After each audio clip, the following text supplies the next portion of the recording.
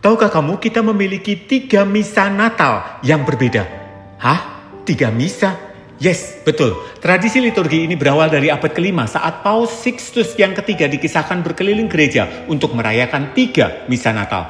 Misa tengah malam atau in nocte ia rayakan di Basilika Santa Maria Maggiore. Lalu misa fajar in aurora ia rayakan di Kapel Santa Anastasia. Dan di siangnya ia merayakan misa Natal siang in die di Basilika Santo Petrus.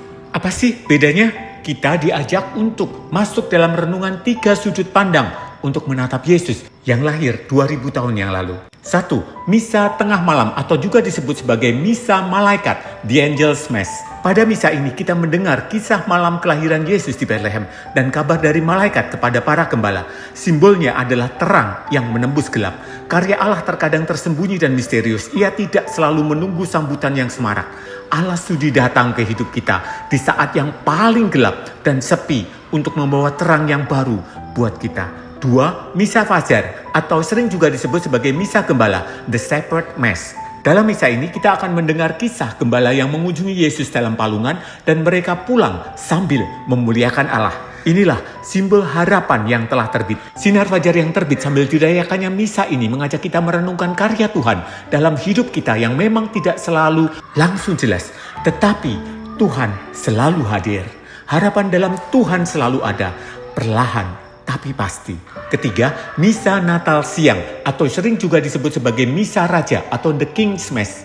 Pada misa ini kita akan mendengar firman yang telah menjadi manusia dan diam di antara kita. Dan kita telah melihat kemuliaannya. Inilah simbol kemuliaan Allah telah nyata. Dirayakan siang hari yang terang benderang. Ini mau menunjukkan bahwa Allah yang secara terang-terangan telah datang.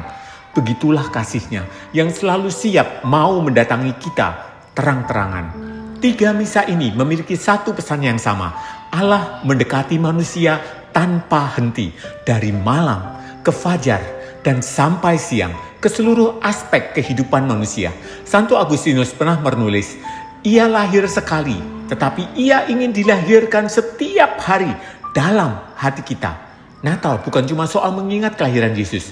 Natal adalah menerima Tuhan yang ingin tinggal dekat dengan kita. Dan ia datang bukan karena kita layak, tapi karena ia mencintai kita duluan.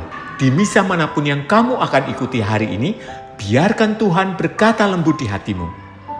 Engkau anakku yang kukasihi. Selamat merayakan hari Natal. Tuhan memberkati.